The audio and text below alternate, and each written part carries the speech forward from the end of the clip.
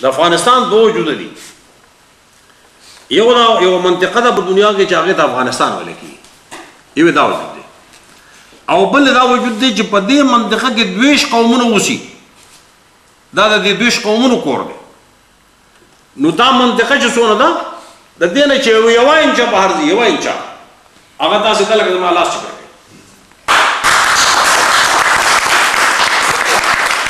دا منطقه چې کوم دی نو دا خو شریک کور دی ما څنګه عرض وکړو چې زما فارسي چې څونه دغه هم دونه زما په خیال تاسو په پښتو باندې وګور دی بس دغه منځ کې دا خبره دویمه خبره چې تاسو وکړه چې یوازې امن ضروري نه دی پلورالېزم ضروري دی چې هلته پلورالېزم یو حقیقت دی چې په افغانستان کې دی دویش قومونه دي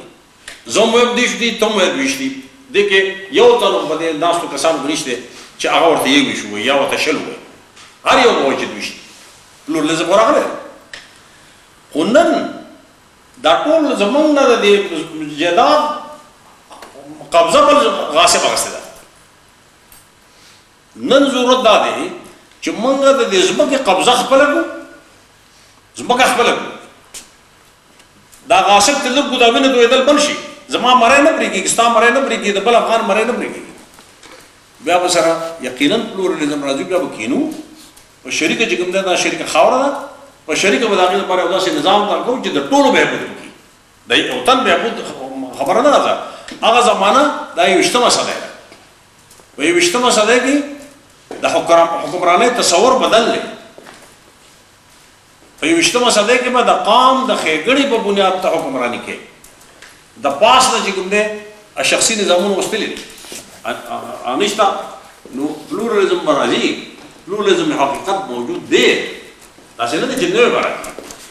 خو چونکې نن قبضه زموږ سره نه ده قبضه د غیر سره ده لهذا موږ ټولو له ملا تړل پکار دي چې دا قبضه والو او په دې خپل کور کې امن راولو چې امن راشي بیا به شریکه سره کینو زما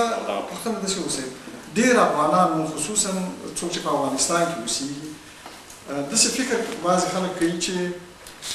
پاکستان د نورو ګاونډیانو په شمول ډېر څه د افغانستان نه ویوړ دا تاسو چې وفرمایل چې ډېر روشنفکران د دې ملک نه فرار شو ډېر خلک مړه شو دوی مستقیما په دې کې دغه ورور په جامه کې چې د اسلام په نامه راوړاندې شه لاس لري او داسې فکر کېږي چې دا کوز چې زموږ ورونه دي او طبیعي تاسې ټول ځان ته افغانان وایي په رسمي اسنادو کې ټول آیا دوی کولی شي چې دغه مخالفتونه چې د افغاني ډلو تر منځ خلک په افغانستان کې د یو جنګړي په حیث د دوی په خلاقیینه کې یو څه رول ولري انشاءالله واضح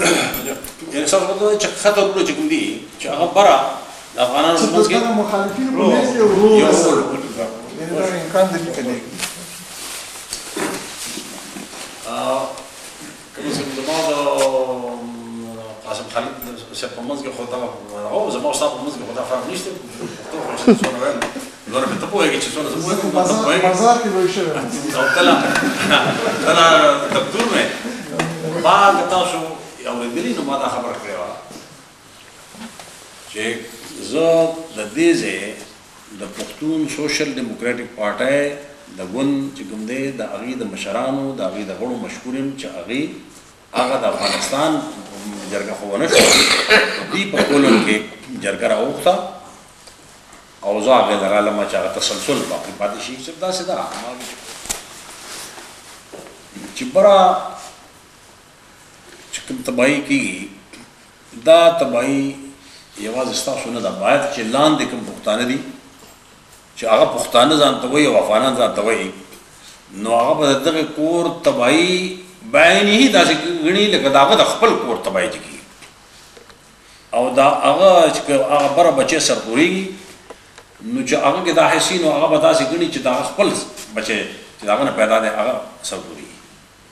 په دې سلسله کې دا قوتونه داسې ورنوتي دي چې کوم مخالفین دي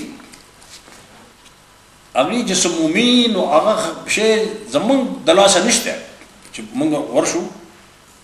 او هغه زموږ خبرې ته غوږ کېږي البته دې سلسله کې هېوادمل ډلې کوشش کړی و دوی راغلي وو لکه څنګه چې اوس ته په خپلو خبرو کې ووایې ما ته سمرګر راغلو ما ورته وی چې زه خو ستاسو د پاره نه کوم خبره نه پتا اوس احسان نه نه د احسان خبره ده اوس پښتون یم زه په افغان یم چې د دې قوم تباهي کېږي زما تباهي ده نو زه حاضر یم تاسو لاړ شئ د نورو مشرانو سره خبره وکړئ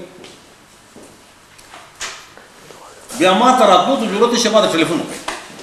چې په کوم ځای کې هغه وایي کله وایي په څه وخت کې وایي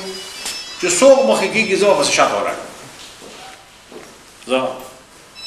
دې لاړو خو زما په خیال چې خبره مخکې نه شوه بیا ورته ما ټلیفون وکړو چې که یوازې په ما کېږي نو زه حاضر یم زه دا هم نه یم دا شرط نشته نو خبره داسې ده چې هلته کې چې هغه کوم حریفان دي هغوی ته لوی قوتونه